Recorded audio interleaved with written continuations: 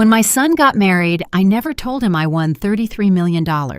Not because I was afraid, not because I wanted to hide, but because silence lets you see people clearly. And I needed to see, very clearly, who would stand beside my son once he built a life of his own.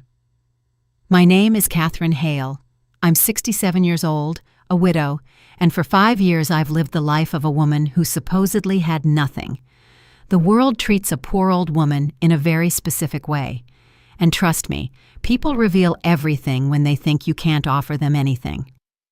My apartment in Old Town was part of the disguise: tiny kitchen, old wallpaper, a sofa that had survived decades, the kind of place people walk into and instantly decide who you are. I kept the truth in a metal box on the top shelf of my closet, a lottery ticket worth $33 million, untouched, unframed, uncelebrated. I didn't need a trophy. I needed perspective. 3 days after Evan's wedding, perspective arrived right at my door. That morning, I was wearing the same faded blue cardigan with the loose thread on the sleeve, a piece of clothing so ordinary it practically erased me. I was pouring tea into my chipped white mug when I heard it. Knock, knock, knock. Sharp, intentional. The kind of knock that belongs to someone who has already decided who you are. I dried my hands and walked to the door. The hallway smelled like old newspapers and cold air drifting through the stairwell. When I looked through the peephole, my breath didn't catch, but something inside me sharpened.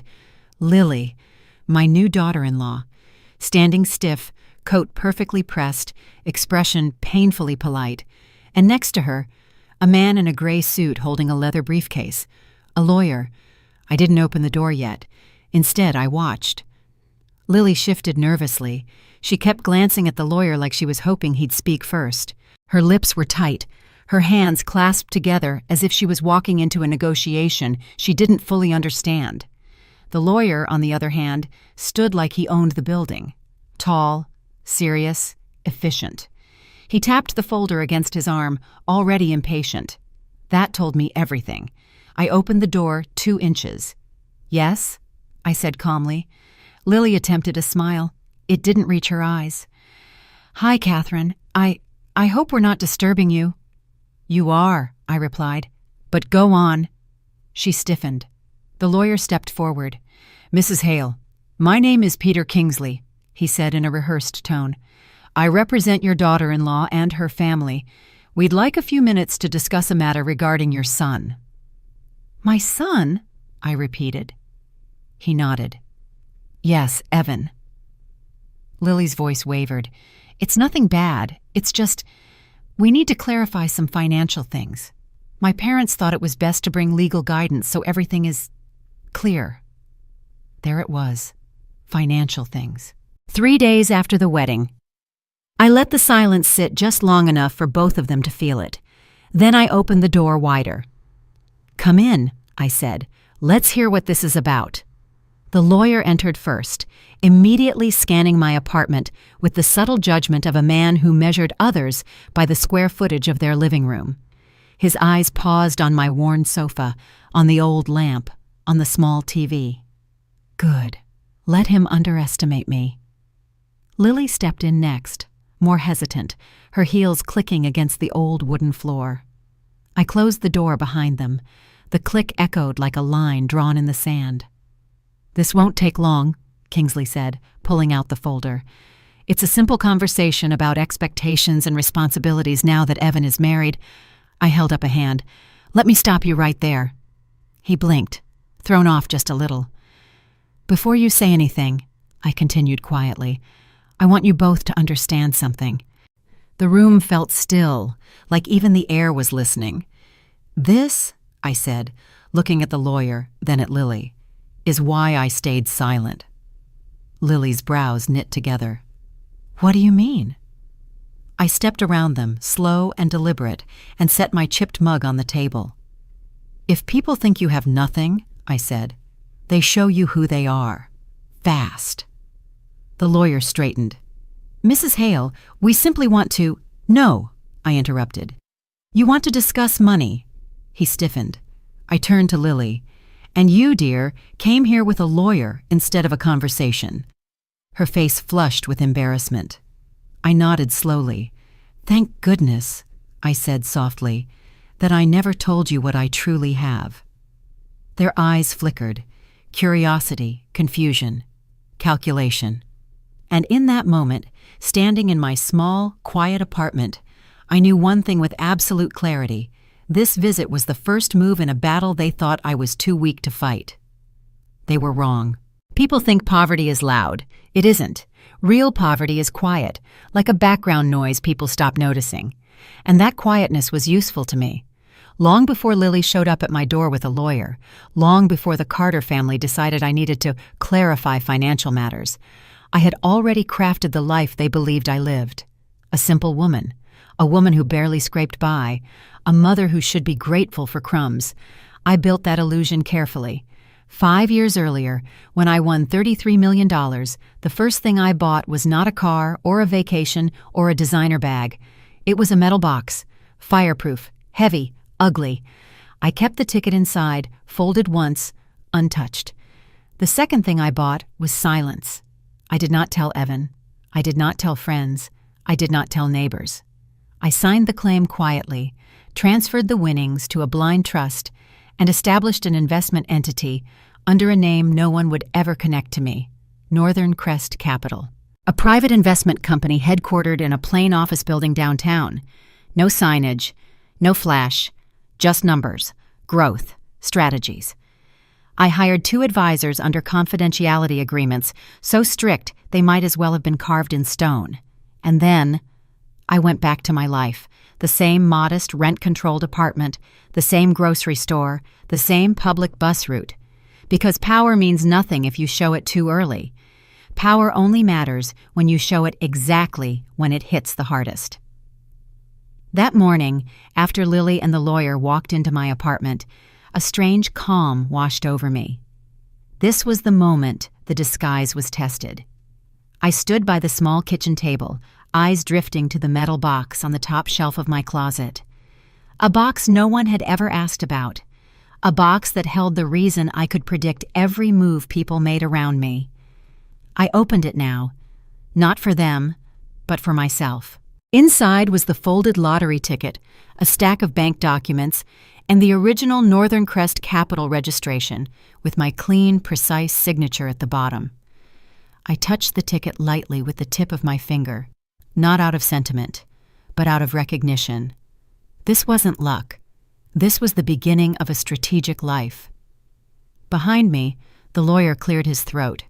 "Mrs. Hale, as I mentioned, we'd like to discuss a few expectations regarding Evan's future now that the families are joined." Families, joined. A word they liked to use when they needed your resources, never when they needed your dignity. I closed the box and returned it to its shelf. "I'll get to that," I said. "But first, let me finish something." I walked to my bedroom. Laid out on the bed were the clothes that had become part of my persona. A faded cardigan, soft at the elbows, a worn-out pair of flats, a beige scarf with tiny snags on the edge. My poor woman uniform. Every piece served a purpose. People underestimate what looks cheap. People behave more freely around what they think can't fight back. I slipped the cardigan on and examined myself in the mirror. My reflection looked exactly like the world assumed. Average, quiet, harmless. A woman who saved coupons and worried about the price of eggs. A woman who would never challenge a wealthy family with lawyers and sharp smiles. I leaned closer and whispered, "Invisible is useful." And it was. Being underestimated is the most powerful position a woman can have. My phone buzzed on the nightstand, an old flip model I kept for show, while my real phone stayed locked away in a secure safe at Northern Crest. It was a voicemail from 2 days after Evan's wedding. "Mom, everything went great. I just hope you weren't uncomfortable with the restaurant or, Simone's family can be a bit formal." Formal. That was the word he chose. I listened to the message again. His hesitations, his tone, the embarrassment he tried to hide, it all confirmed what I already knew. He had grown up believing I struggled. He didn't know my success. He didn't know my discipline. He didn't know the strength that shaped his life. And perhaps that was my mistake. Back in the living room, the lawyer sat stiffly on my sofa, as if its age offended him. Lily stood beside the window, looking out, chewing lightly on her lip. She wasn't cruel the way her mother was, but she was weak, and weakness in the hands of powerful parents becomes a weapon. "So," I said, taking my seat, "tell me what this is really about." Lily spoke first, her voice gentle but trembling. "My parents, they just want to make sure Evan is protected. You know, financially. Married life is expensive, and they want everything clearly organized." "Organized?" I repeated. "Meaning?" She hesitated. "Meaning, they want to understand what Evan can count on. From you." There it was. The truth, wrapped in a polite ribbon. The lawyer opened his folder. "Your current income, savings, assets, long-term support capacity." I held up a hand. "You want my financial information?" I didn't phrase it as a question. He nodded. Lily's cheeks reddened with embarrassment. I leaned back, folding my hands calmly.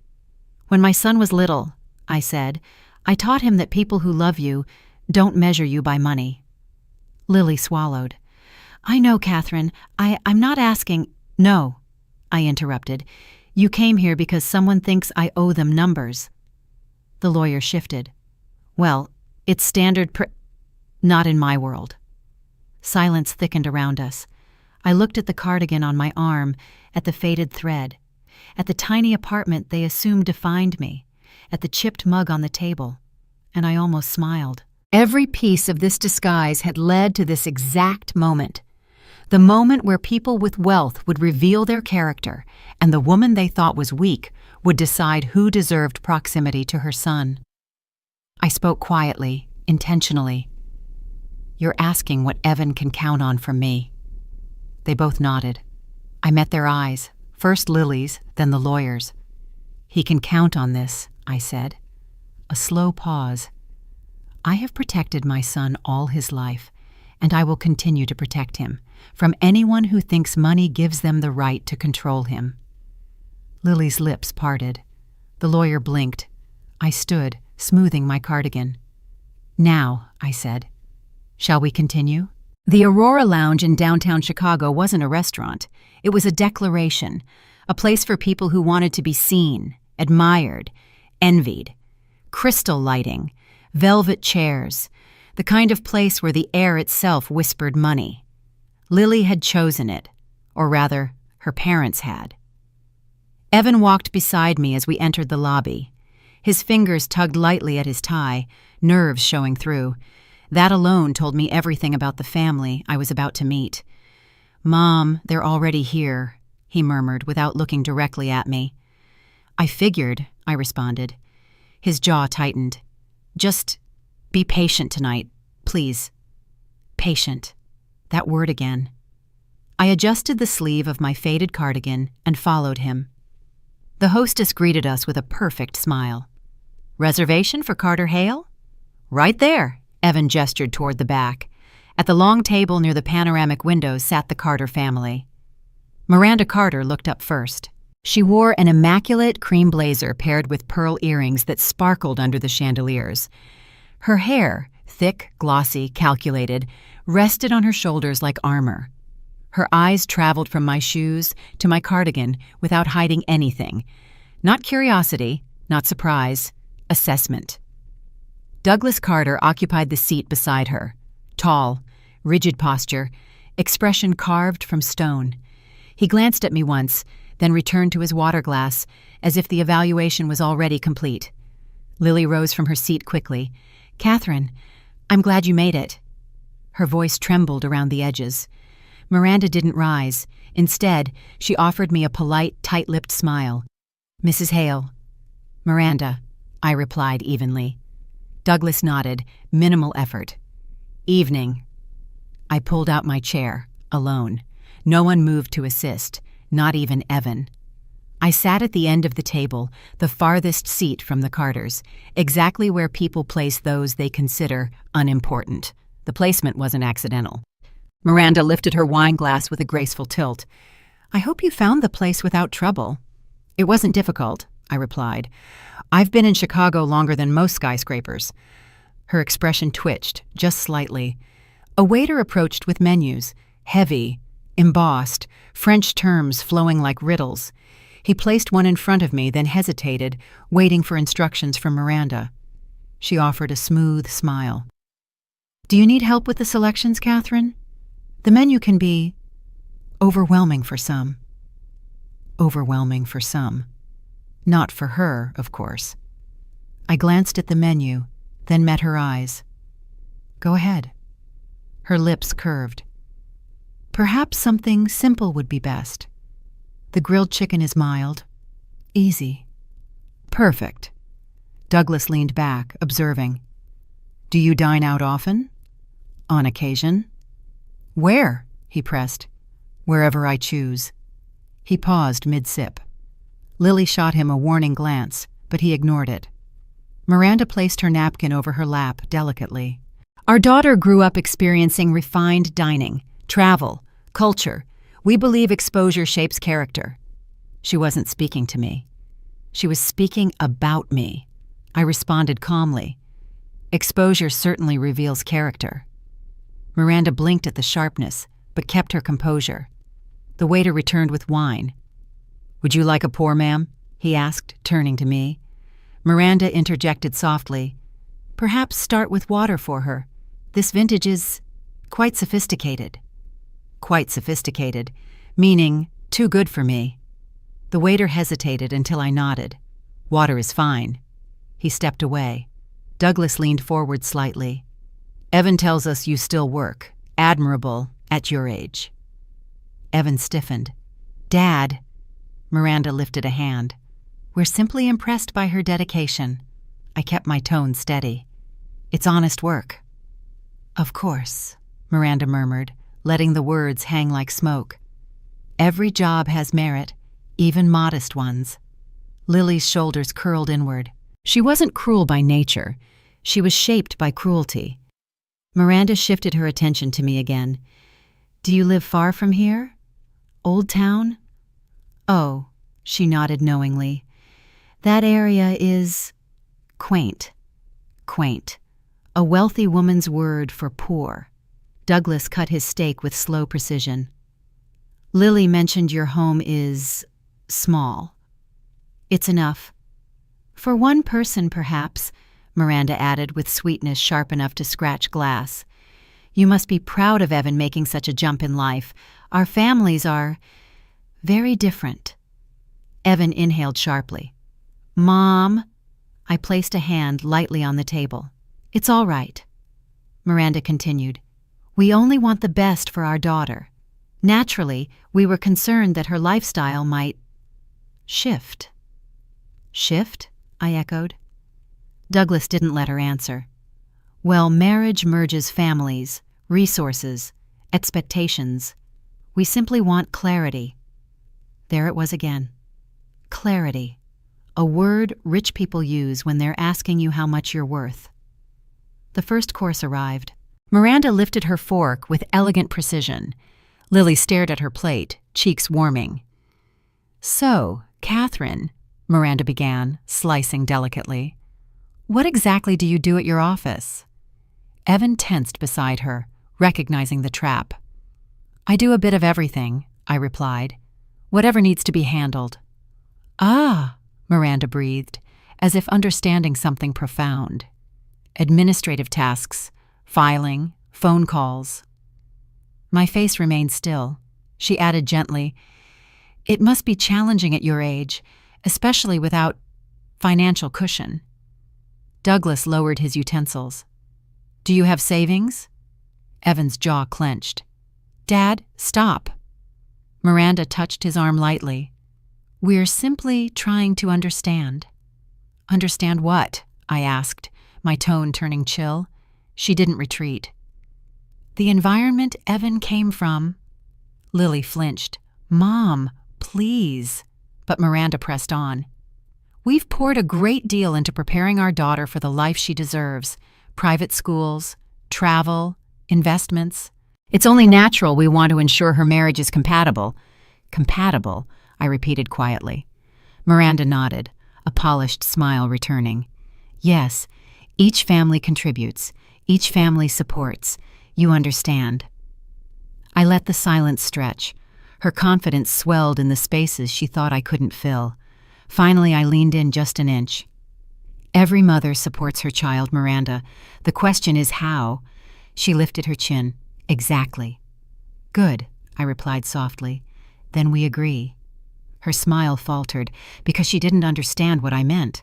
The waiter placed the first course in front of us, tiny plates that looked more like decoration than food. Miranda lifted her fork as if conducting an orchestra. So, she began lightly, we were just discussing Simone's new project in Milan. Such a competitive field, but she always rises above.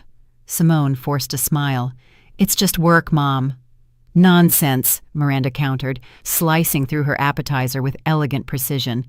Exceptional talent should be acknowledged. Her eyes flicked toward me, gauging my reaction, waiting for awe, insecurity, something. She got nothing. Douglas dabbed his napkin at his mouth. You know, international work requires a certain background, a certain stability. Evan tensed beside him. Dad, work ethic matters more than... Work ethic, Miranda interrupted gently, is admirable. But so is support. Emotional, financial, familial. She let the last word hang directly above my head. I leaned back slightly. Support comes in many forms. Miranda's lashes fluttered with amusement. Of course, though some forms are more impactful. The waiter returned with a bottle of wine. Miranda gestured for him to pour for Douglas, then Lily, then herself. When he reached me, she lifted a hand. Just water for her. The waiter froze, unsure, and glanced my way. I nodded once, unfazed. Lily's eyes dropped to her plate, guilt pooling across her expression. Miranda lifted her glass. To family. Douglas added, and to choosing wisely. Their glasses clinked softly. Evan raised his glass last. His fingers trembled slightly. I simply lifted my water. Miranda turned toward me again. Catherine, dear, do you enjoy traveling? I don't mind it. Her brow arched. Where was your last trip? Nowhere recently. Ah. She nodded slowly, satisfied. Travel can be costly. Understandable. Douglas crossed his arms, settling deeper into his seat. What about hobbies? Do you have any? I read, I replied. Cook. Spend time with neighbors. Ordinary things. Ordinary is charming, Miranda commented, though I imagine it's difficult to find time when you're still working. It keeps me busy. Yes, she murmured. I imagine it does. A waiter passed by with a tray of fresh bread. Miranda waved him off for their side of the table. He offered the basket to me. I accepted a single piece. Miranda watched closely, as if tallying every detail about me. Then she leaned forward, voice softening. Catherine, may I ask something personal? Lily's eyes snapped upward. Mom, don't... Miranda pressed on. Your retirement plans. Do you have any? I studied her calmly. I manage. She lifted her chin. Of course. But will you be able to support yourself fully? Chicago isn't cheap. My situation is under control. Douglas exhaled a short breath that bordered on a scoff. Evan mentioned your apartment is modest. Evan stiffened. Dad, please drop it. Miranda placed a hand on his sleeve. We're simply gathering context, sweetheart. For Lily's future, marriage requires transparency. Her gaze slid back to me. And understanding what each family brings. That was the first direct jab, wrapped in courtesy, sharpened like a blade. I matched her stare steadily. Families bring different things. Money is only one of them. Certainly, Miranda agreed, though her smile thinly masked her disagreement. But financial grounding helps prevent future strain, especially when children arrive. Douglas interjected. Raising a child today easily costs over $200,000, more depending on lifestyle. Miranda tapped a fingernail lightly against her wine glass. And Lily has grown up accustomed to certain standards. We just want to make sure Evan won't be overburdened. Evan leaned forward, tension radiating off him. I can handle my own life. Miranda's tone softened condescendingly. We know, darling. We simply want you to thrive. And thriving requires resources. She returned her focus to me. Catherine, you must understand. A quiet breath left my chest. I understand perfectly. The waiter delivered the second course. Miranda gave him a tight nod and turned to Lily. Sweetheart, did you tell them about the honeymoon package? Lily shook her head, uneasy. You should, Miranda encouraged. It was lovely. Lily forced a whisper. It was very generous. Miranda smiled proudly. We spent $12,000, worth every cent. Memories are priceless. Her eyes drifted to me. For some families, that amount might be difficult. Douglas added, We helped with the down payment for their home too, just a little boost. A boost, I echoed softly. Exactly, Miranda affirmed. Parents help. We simply want to ensure both sides contribute fairly. Fairly, I repeated. Lily shifted in her seat, face warming with discomfort. Mom, please. Miranda ignored her. Catherine, have you been able to help Evan financially? Even small amounts count. I placed my fork down deliberately. Evan hasn't needed my help. Or perhaps, Miranda suggested lightly, you simply couldn't offer much. A long silence fell over the table. Douglas broke it with a low voice. No shame in that. Everyone has limitations. Miranda nodded, a sympathetic expression forming. We all do our best. We simply want clarity about what Evan can expect from his side of the family. For planning. Lily whispered, Mom, stop. Miranda ignored her again. In our experience, transparency prevents disappointment. I met her gaze head on. And what exactly do you think would be disappointing? Miranda held my gaze, unblinking. Well, if Evan marries into a family that cannot match the stability we've built, it could create imbalance. Evan inhaled sharply. Mom is not a problem. Miranda gave a soft laugh. No one said she is. But the implication sat in the center of the table like a lit candle. Douglas leaned forward. No disrespect meant, but young couples thrive when both families support them, substantially. Miranda added gently, We want Lily in a marriage that elevates her, not lowers her. Every eye turned to me, except mine, because I didn't drop my gaze. I observed Miranda's polished confidence, Douglas's rigid assurance, Lily's silent shame, Evan's rising frustration, and I realized something important. They weren't just measuring me.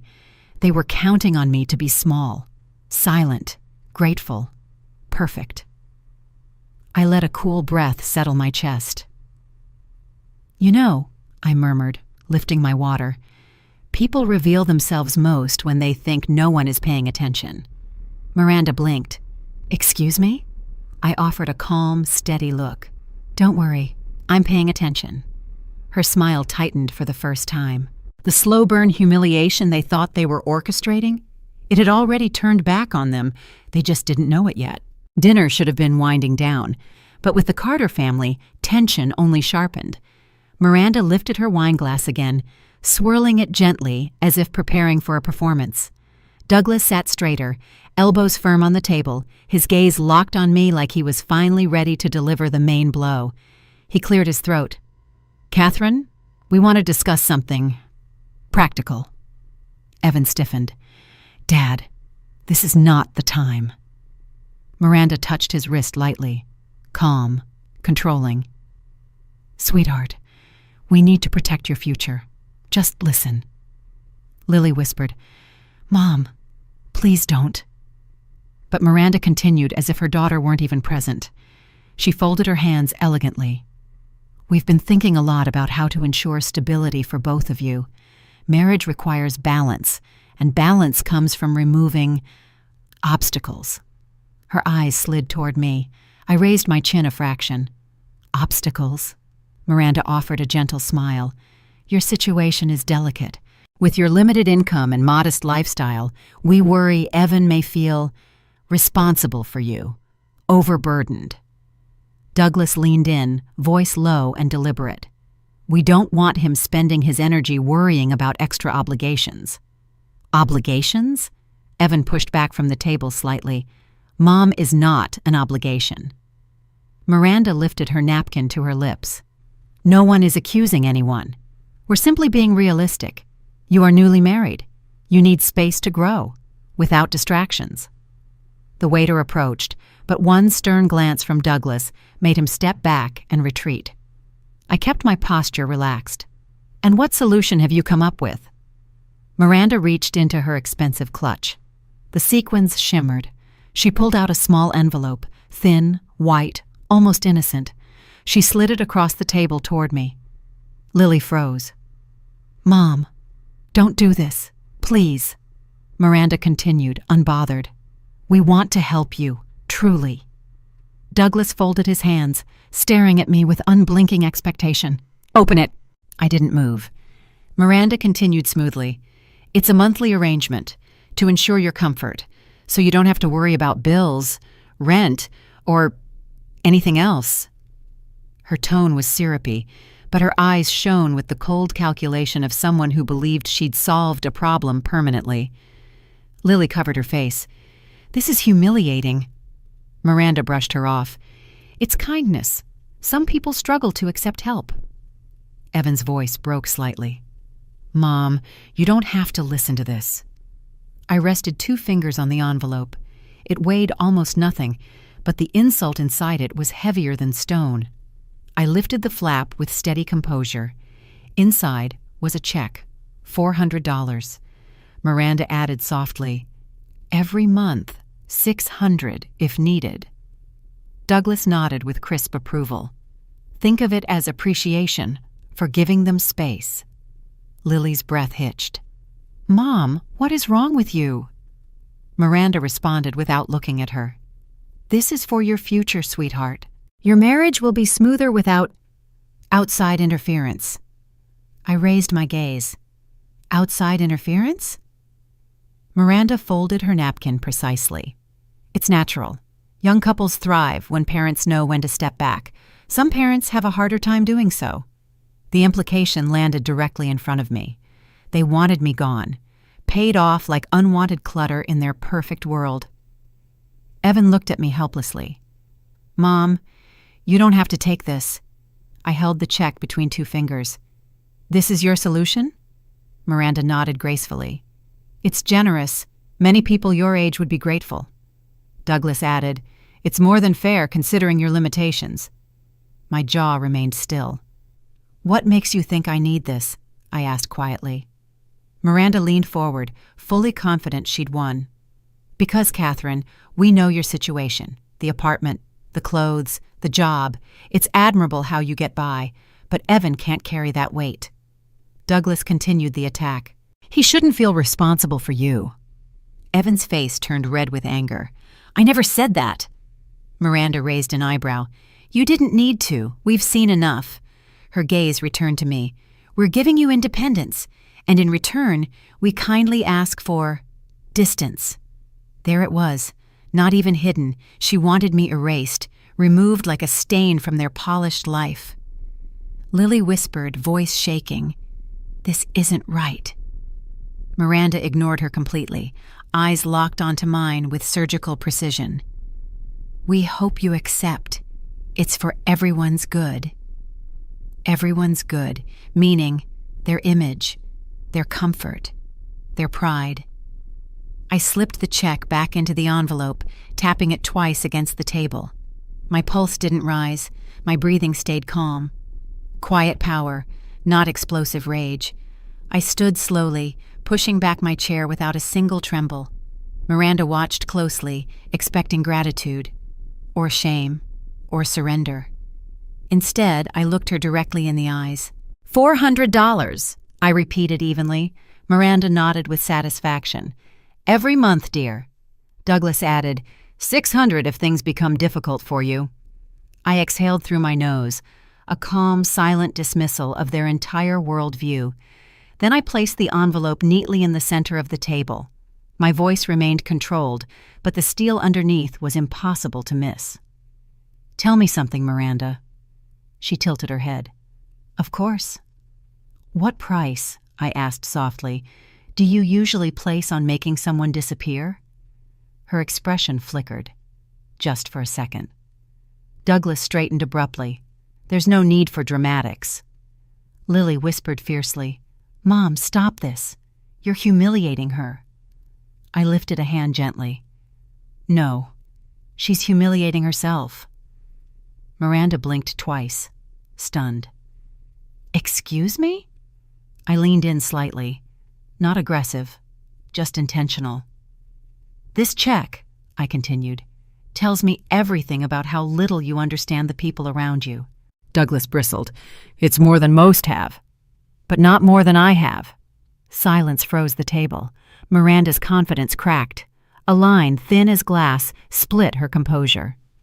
I stood straighter, eyes calm, tone even colder. You think I am someone who can be moved with pocket money. Her lips parted, but no sound escaped. I nodded once, final and firm. You're mistaken. Evan exhaled in a shaky breath. Lily covered her mouth in shock. Douglas sat frozen. And Miranda Carter, polished, flawless, and used to controlling every room she entered, finally lost her poise. Because she realized the one thing she had never expected. The woman she tried to buy off was not for sale. For a moment, the table sat frozen. Miranda stared at me the way someone stares at a fuse they didn't realize they'd just lit. Douglas looked as if he couldn't decide whether to argue or retreat. Lily's eyes shimmered with humiliation she couldn't escape. And Evan, my son, looked like he was seeing me for the first time. I lowered myself back into my chair, slow, deliberate, forcing everyone else to remain standing in their discomfort without even leaving their seats. All right, I murmured, clasping my hands calmly. You wanted transparency. Let's talk. Miranda bristled. Catherine, we don't need— You do, I corrected. Or you wouldn't have brought a lawyer to my front door 3 days after your daughter married my son. Her jaw tightened. Douglas leaned forward again, trying to regain authority. You were assessing your investment, I cut in sharply. Like sensible business people. I understand. He froze mid-breath. I let the silence linger before turning to Evan. Sweetheart, do you remember why I never talked about money when you were growing up?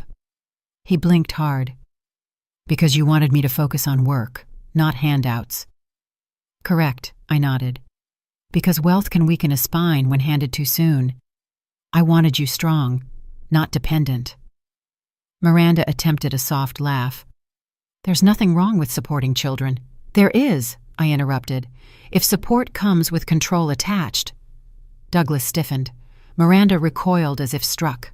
I inhaled steadily, letting every word land with precision. You two keep talking about stability, about support, about providing the life your daughter deserves. I leaned slightly forward. So let me show you what real stability looks like. Miranda blinked. Catherine, we didn't come here to— You came here to measure me, I replied. So let's measure. I reached into my cardigan pocket and pulled out a folded sheet of paper. Not the lottery ticket. Not yet. But something more unsettling for them, a Northern Crest Capital quarterly statement. I placed it gently on the table. Miranda frowned. What is that? Evidence, I responded. Not of what I own, but of what I built. Douglas hesitated, eyes scanning the page. The numbers made his breath hitch. 2 million, 5 million, 8 million, returns, growth, assets. Miranda's voice quivered for the first time all evening. Where did this come from? From work, I answered. From discipline. From not needing to broadcast success to feel successful. Evan swallowed, stunned. Mom, what is this? I turned to him calmly. 5 years ago, I won $33 million. Silence detonated across the table. Lily gasped. Her hand flew to her mouth. Miranda's wine glass trembled. Douglas stared like he'd seen a ghost. Evan whispered, "Mom, you... what?" I nodded once. 33 million. And I invested it quietly, strategically. It grew. I tapped the statement. "This is just a fraction." Miranda inhaled sharply, face draining of color. "But your apartment..." "A choice," I replied. "Wealth is safest when invisible. People treat you honestly when they think you have nothing." Douglas's jaw tightened. "You let us believe. I let you reveal yourselves." Lily wiped her face with trembling fingers. "Catherine, I didn't know. I swear." "I know you didn't," I acknowledged. "Because I wanted Evan to marry someone who loved him, not someone who saw dollar signs." Miranda's voice cracked. "Why hide it? Why pretend?" "Because money exposes people," I answered, tone steady. "It exposed you tonight." Her breath shuddered. Douglas spoke through clenched teeth. "This changes things." "No," I corrected. "This reveals things." He clenched his napkin. "You should have told us." "Why?" I countered. "So you could increase the size of your bribe? Negotiate a better deal to remove me?" Miranda whispered, "We didn't mean..." "You meant every word," I replied, unblinking. "And now you must live with the consequences." Even the waiter sensed the shift. He walked past our table like he was avoiding a live electric wire. Evan was still frozen, struggling to breathe. "Mom, why didn't you tell me?" I softened slightly, only for him. "You were building your own life. I didn't want my money to become your identity." His eyes glistened. I don't know what to say." "You don't need to say anything." Miranda leaned forward, voice trembling. "We weren't trying to judge." "You were," I corrected softly. "And you did." She swallowed. "We were concerned." "No, Miranda," I whispered. "You were calculating." She blinked fast. Douglas exhaled, shaky. "If we had known, you would have acted differently," I finished, "which is precisely why I didn't tell you." Lily whispered, "Oh my God!" Miranda tried to gather what remained of her dignity. "Catherine, this is surprising. We simply didn't expect..." "That I could exceed your standards?" My tone sharpened. "That someone who dresses simply might have built more wealth than your entire portfolio combined?" Miranda's face flushed deep red. "You judged my appearance," I continued. "My clothes, my home, my job. You assumed I was beneath you." She whispered, "We didn't know." "That's the problem. You never asked." Douglas pressed his palms against the table, desperate to regain footing. "This doesn't mean we can't move forward as a family." I stared at him. "Family built on disrespect collapses." Miranda flinched again. "And now," I finished quietly, "you finally understand something you never saw coming." Lily leaned forward, whispering, "What? What is that?" I let the words fall with a calm, devastating clarity. "You never insulted me. You exposed yourselves." Miranda's breath hitched. Douglas swallowed hard. Lily cried silently.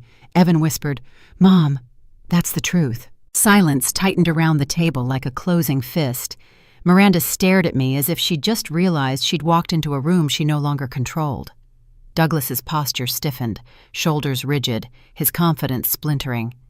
Lily's eyes were glassy with humiliation she couldn't swallow.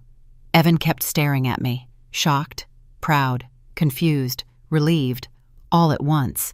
I leaned back in my chair, hands folded calmly. "You came into tonight assuming you understood everything about me," I began. "You built a whole narrative from a cardigan and a canvas bag." Miranda's throat bobbed as she tried to recover. "Catherine, people draw conclusions. It's natural." "No," I cut in cleanly. "Judgment is natural. Humiliation is intentional." Her breath caught. Douglas cleared his throat roughly. "You're twisting things." "Am I?" I lifted an eyebrow. "Let's revisit the facts." I raised one finger. "You judged my clothes." Another finger. "You judged my apartment." Another. "You judged my salary, my worth, my role in my son's life." Miranda swallowed hard. Then I lowered my hand. "And you underestimated me, every step of the way." Miranda's lips trembled. "We weren't trying to offend you." "Of course you weren't," I responded softly. "You were trying to diminish me." Douglas pressed his fist against his mouth, frustrated. "You're making this unnecessarily dramatic." "Douglas," I replied evenly, "if you think this is dramatic, you haven't been paying attention." The waiter tried to refill Miranda's wineglass. She covered it with a shaking hand. I continued, my voice calm, surgical. "You offered me $400 a month to disappear. You lectured me on stability. You questioned whether Evan would be overburdened by his own mother." Miranda winced as if the words physically struck her. "And the irony," I added, "is that you did all of this while sitting across from someone who could have bought this entire restaurant before dessert." Douglas's jaw clenched. "This is unnecessary." "No," I countered.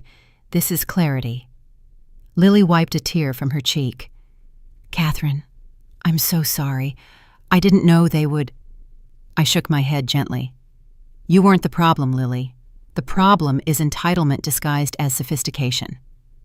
Miranda stiffened. "We are not entitled."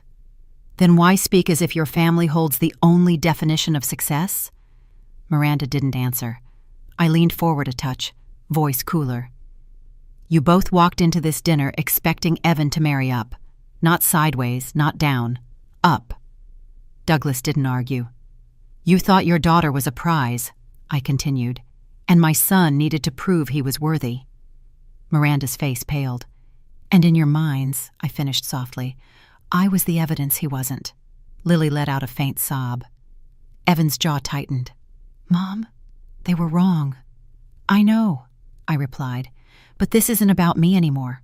I turned toward Lily, her mascara smeared, head bowed. "Look at me."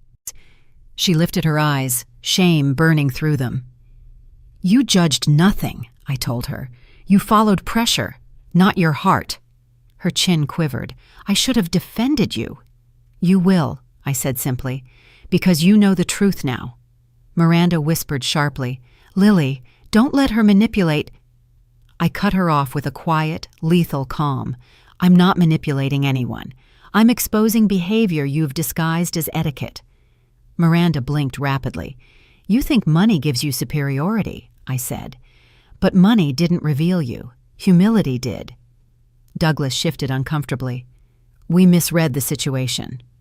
"No," I replied. "You revealed your values, and values don't change with new information." Miranda's voice finally cracked. "We only wanted what's best for Lily." "Then stop teaching her to measure people by what they wear." Lily gasped softly. Douglas bristled. "That's not fair." "It's accurate," I responded, "and accuracy isn't always comfortable." Miranda reached for her napkin, hands trembling. "Catherine, you're twisting us into villains." "You twisted yourselves," I answered. "I simply removed the filter." Miranda's eyes glossed with panic. "We can move past this. We can—" "You can't," I interrupted, "because you're still trying to preserve your image instead of acknowledging your behavior." Douglas exhaled sharply. "What exactly do you want from us?" I looked straight at him. "Respect." He blinked. "Not for what I own," I clarified. "Not for my money. For my humanity. Something you failed to offer all evening." Miranda's chin trembled. "We didn't think—" "That's the issue," I interrupted again. "You didn't think I was worth thinking about." Lily burst into a quiet sob. Evan slid his arm around her shoulders. "It's okay," he murmured. "It's not your fault." Miranda's eyes flew to Lily, desperate. "Sweetheart." Lily pulled away from her touch. That hit Miranda harder than any word I'd spoken. I continued, my voice calm and steady. People obsessed with money understand value the least. Miranda froze, breath lodged in her chest. Douglas swallowed, unable to look at me. I delivered the finishing cut, clean, unwavering. I didn't make you look small. You did that on your own. Miranda's face collapsed. No mask left, no pride left, nothing to hide behind. The silence that followed was absolute. Even the soft piano playing in the background couldn't soften the blow. Finally, Evan spoke, voice low but certain. She's right. Miranda whipped her head toward him. Evan! No, he insisted. You two humiliated her. You humiliated me. Lily touched his arm. Evan, I'm sorry. He nodded, pressing a kiss to her forehead. You weren't part of it. But they were. Miranda turned to Douglas, wordless. Douglas stared at the table linen as if wishing he could disappear under it. And I lifted my water glass. To truth, I murmured softly. The waiter approached cautiously, as if sensing the emotional debris scattered across the table. His polite smile faltered when he caught the tension. Whenever you're ready, he offered gently.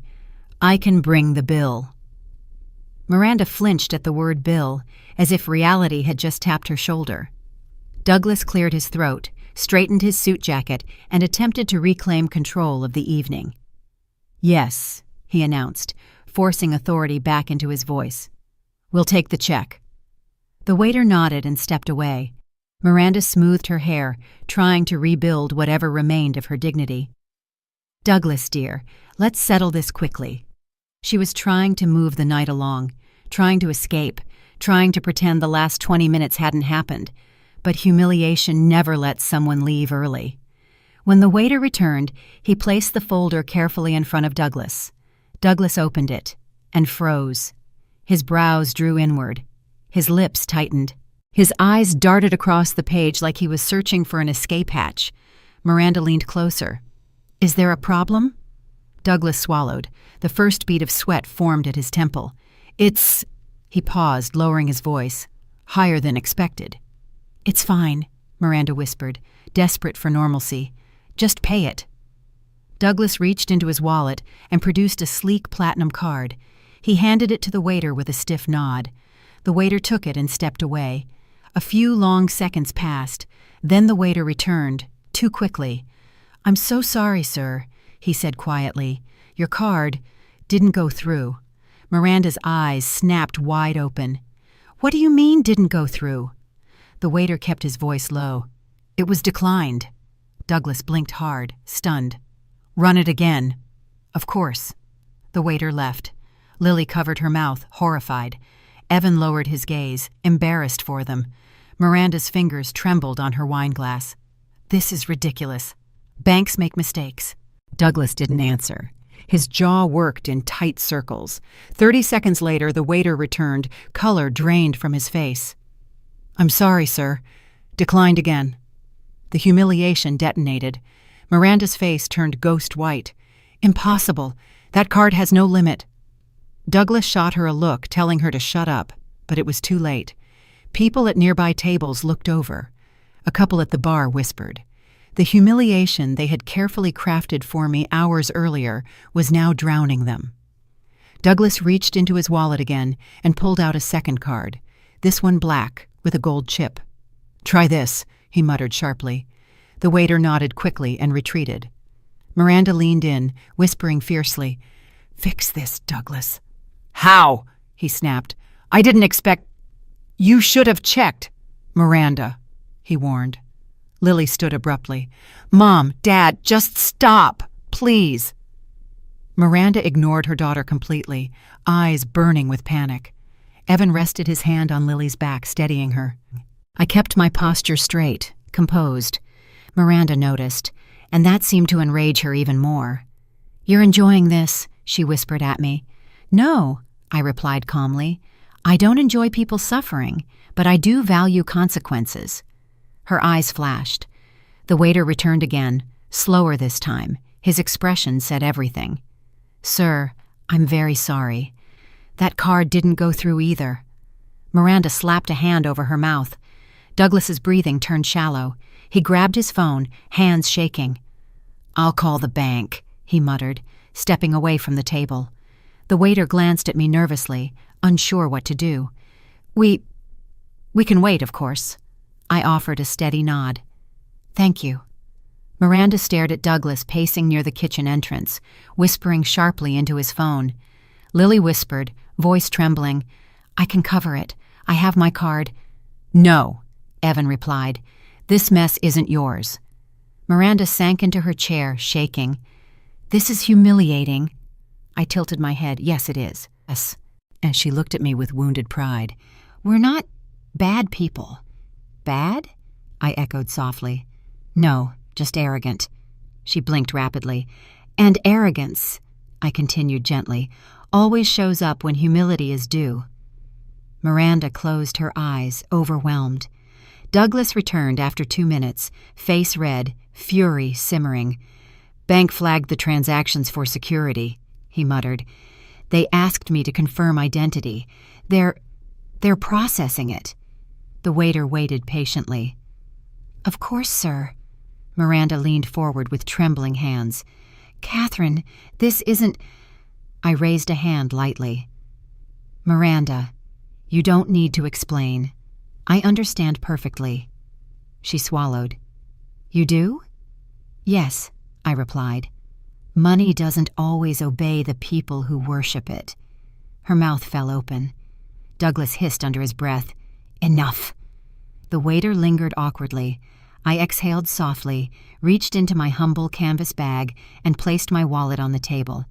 Then I slid out a card. Not a debit card, not a gold card. A centurion. Black. Heavy. Silent. The kind of card that doesn't just open doors, it removes them. I placed it gently on the folder. "I'll take care of it," I told the waiter. Miranda stared at the card like it was radioactive. Douglas froze mid-breath. The waiter blinked in shock, then nodded. "Of course, ma'am." And he walked off to run it. Not with fear, with respect. Miranda whispered, voice barely audible. That's a centurion." "Yes." "You have one?" "Why wouldn't I?" Douglas's eyes flicked between the card and my face. "But those are extremely exclusive." "Correct." Miranda swallowed. "You didn't need to do this." "I know," Douglas growled. "We can pay—" "Eventually," I replied, "but not tonight." His nostrils flared. Miranda's voice cracked. "Catherine, we misjudged you." "No," I corrected softly. "You judged me perfectly, just incorrectly." The waiter returned, placing the receipt on the table. "It's been approved, ma'am." Of course it had. Miranda's shoulders sagged. Douglas stared at the tablecloth, deflated, defeated. Lily cried silently. Evan reached for my hand. "Mom, that was incredible." I squeezed his fingers gently. "It wasn't meant to be incredible, just honest." Miranda whispered, "You didn't have to embarrass us this way." I looked at her, calm as stone. "I didn't embarrass you, Miranda. Your behavior simply caught up to you." Douglas exhaled heavily. Miranda closed her eyes, chest rising and falling with humiliation she couldn't swallow, and I delivered the final truth. Money is loud for people who need it to speak. For those who don't, I gestured to the centurion card. It's just a tool. Silence enveloped the table again. When we stepped out of the restaurant, the cool Chicago night wrapped around us like a breath I finally allowed myself to take. The streetlights glowed against the pavement. Cars hummed down Michigan Avenue. The city felt alive, indifferent, honest, unlike the table we'd just left. Evan placed a hand on my elbow. "Mom, I can't believe tonight happened." I squeezed his hand gently. It needed to happen. Lily wiped her cheeks, mascara smudged. She looked younger without the perfect facade, fragile, human. "I didn't know they would treat you like that," she murmured, eyes downcast. "I swear I didn't." "I know," I replied. "You weren't part of it." But she clearly felt the burden of it. A taxi pulled up, the old model kind with yellow paint faded from years in the sun. The driver rolled down the window, leaning slightly out. "Need a ride?" he asked warmly. His voice already soothed something inside me. Evan opened the door for me. "Mom, can I follow you home after? I don't feel right leaving you alone tonight." "You need to go with your wife," I told him gently. "She needs you." Lily sniffed. "Catherine, thank you for not yelling at me. You had every reason." "I don't yell," I answered softly. "People hear better when you're calm." They both paused, absorbing that. I placed a hand on Evan's cheek. "Go home. Rest. We'll talk tomorrow." Evan's eyes softened into something I hadn't seen since he was a little boy. "Okay, Mom." I slid into the cab. As the door shut, the noise of the night dimmed. Just me, the driver, and the quiet hum of the engine. "Rough night?" he asked, eyes meeting mine through the rearview mirror. I let out a breath I didn't realize I'd been holding.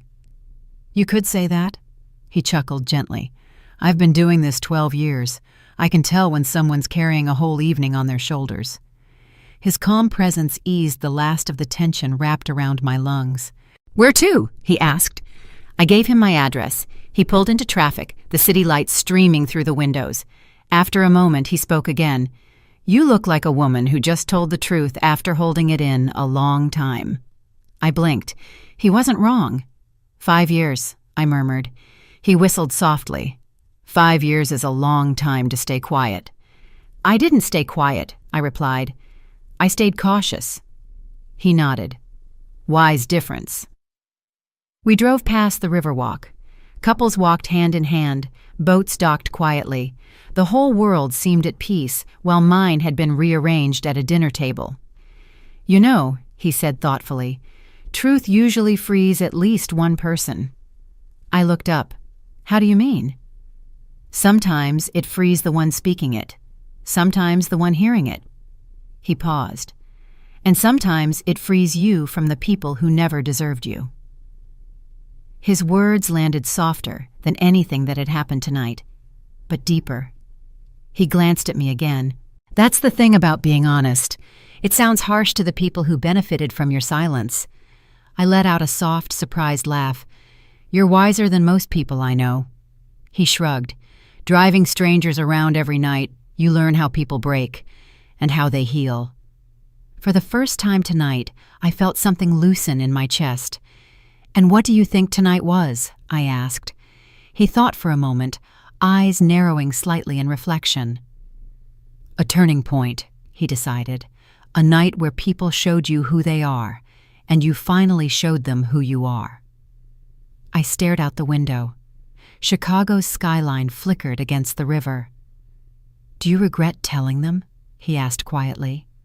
I shook my head. "No. I regret staying silent so long that they thought silence was weakness." "That happens," he replied softly. "Kind people get mistaken for fragile, but kindness and weakness aren't the same language." The truth of that eased something deeper inside me. He continued, "Some folks only understand respect when it's spoken in a tone they can't ignore." The corner of my mouth lifted. "I suppose I used the right tone." He smiled. "Ma'am, I bet you used the right everything." We turned down a quieter street. My apartment building came into view, small, humble, and exactly as I wanted it. "Can I tell you something?" the driver asked as we slowed to a stop. "Of course." "You walked into that cab with a weight on your shoulders. You're stepping out with clarity. That's what truth does. It doesn't always feel good, but it always feels right." I opened my door slowly. "Thank you," I whispered. "For the ride. For the words." "That's what I'm here for," he said warmly. "Taxi drivers hear the stories people don't dare tell anyone else." I paused, then asked him, "Your name?" "Rowan," he replied. "Mr. Rowan. Tonight was a long time coming." He nodded once. "Good. Then let the truth do the heavy lifting now. And you," he pointed gently at me, "you get to breathe again." I closed the door. He waited until I stepped safely onto the sidewalk before pulling away. The street was quiet. A soft breeze brushed past me. For the first time in years, I felt my life shifting back into place. Not because I revealed the money, because I reclaimed my dignity. I looked up at my apartment windows, warm yellow light glowing through the curtains. For the first time in a long time, I felt peace nudging at the edges of my ribcage. Truth freed someone tonight. It freed me. The next morning, sunlight spilled across my living room floor in narrow gold lines. I hadn't slept much, but for the first time in years, my mind felt clear. Clean. Steady. Just as I poured myself a cup of coffee, my phone buzzed sharply on the counter. Evan. I answered on the second ring. Mom? His breath rushed out like he'd run a mile. I need to talk to you now. I frowned slightly. Is everything all right? No, he muttered. But it's going to be. Come over, I told him. He arrived 15 minutes later, still wearing the same clothes from last night, shirt wrinkled, hair messy, eyes red with exhaustion and anger. Lily followed him in, hovering behind him like a shadow made of anxiety. Mom, he began, pacing immediately. I can't believe what they did, what they said, what they tried. Lily clasped her hands together. Catherine, I'm sorry. I'm so sorry. Last night I thought I'd throw up watching them talk to you like that. I gestured for them to sit. Evan didn't. He kept pacing, hands on his hips. I confronted them, he blurted out. After you left. I told them everything they did was disgusting. Lily nodded, eyes downcast. He stood up for you. He didn't hold back. I raised an eyebrow. And how did they react? Evan barked a short, humorless laugh. Exactly how you'd expect. Denial, blame, twisting everything. He ran a hand through his hair. They tried to make you the problem. Of course they did. And, he continued, anger flaring, they tried to make me the problem too, said I was ungrateful, said I was choosing the wrong influence, trying to guilt-trip me like I'm 12. Lily winced. My mom told him he was throwing away a lifetime of stability by defending you. I folded my arms. Did you believe her? Evan finally looked at me. Really looked. No, he answered. Because last night I finally understood who they are. He dropped into the chair across from me. Mom, all my life I thought you were struggling. I thought I had to protect you, and I felt ashamed for not being able to give you more. But last night I saw... His voice cracked. I saw you standing against them with more strength than I've ever had. I leaned forward. Evan, strength isn't loud. It's consistent. He swallowed hard, absorbing that. Then his tone turned sharper. They treated you like trash because they thought you had nothing. And when they found out the truth, they treated themselves like trash trying to recover. Lily whispered, It was the ugliest version of them. Evan nodded fiercely. And I'm done. I'm done letting them meddle. I'm done pretending their approval means anything. And I'm done letting my wife get guilted into obedience. Lily flinched. Evan. He reached for her hand, squeezing tight. Lily, I love you, but you cannot let them dictate how we live. Tears brimmed in her eyes. I know that now. I studied her carefully. Lily, what do you want? She swallowed. I want us, me and Evan, without them pulling every string. Then say it clearly, I told her softly. Your voice matters. She inhaled shakily. I'm choosing my husband. Her voice trembled. And I'm choosing you, Catherine. You're not the villain they tried to make you. Evan kissed her forehead. That's why we're here. We're making boundaries. I sat back. Good. What boundaries? Evan didn't hesitate. No more unannounced visits. No more backhanded comments. No more controlling our decisions. His jaw tightened. And no more using money to manipulate us. We'll pay them back for whatever they gave us. Lily gasped. We will, he insisted. We don't owe them control. I watched him carefully. This wasn't anger talking. This was awakening. Mom, he said quietly, you taught me last night what real dignity looks like. That surprised me. You didn't yell. You didn't break. You didn't stoop to their level. You just held your truth, and they crumbled. I nodded once. That's what truth does. It doesn't need volume. He breathed in deeply. I'm done being terrified of disappointing them. I'm an adult. I get to choose whose values I follow. And whose values is that? I asked gently. He didn't blink. Yours. Lily leaned closer to him, pressing her forehead against his shoulder. I'm with him, whatever he decides. He placed a hand over hers. We're building our own family, not inheriting theirs. I let the words settle. Then I spoke quietly. Evan, choosing your own path is the first step to becoming the man you're supposed to be. His voice thickened. Last night, when you put that black card down, it wasn't the money that shocked me. Oh? It was the calm, he said. The way you handled them without hatred, without fear. You didn't use money to humiliate them. You used truth. I smiled faintly. Money is only a tool. Character is the foundation, Lily whispered. Your foundation is steel. I turned to her. And what about yours? She hesitated. Then she straightened. I want to rebuild mine, with the right people. Evan looked at her with pride. That's all I ever wanted. I exhaled slowly. Finally, the moment I'd been waiting years for. Evan reached across the table and took my hand firmly. I'm proud of you, Mom. The sentence landed deeper than anything the Carters had thrown at me. Thank you, I murmured. He squeezed my hand again. We're not going back there tonight, or tomorrow, or after. We're done being controlled. Lily nodded, wiping her tears. We're choosing peace. I smiled softly. Then you're choosing right. They stood. Evan hugged me tightly, tighter than he had since he was a boy. Lily hugged me next. A little stiff at first, then real. Lily came alone. Late afternoon sunlight filtered through my living room curtains when I heard the soft knock at my door, 3 quick taps, hesitant, almost fragile. When I opened it, Lily stood there holding nothing but her keys and a trembling breath.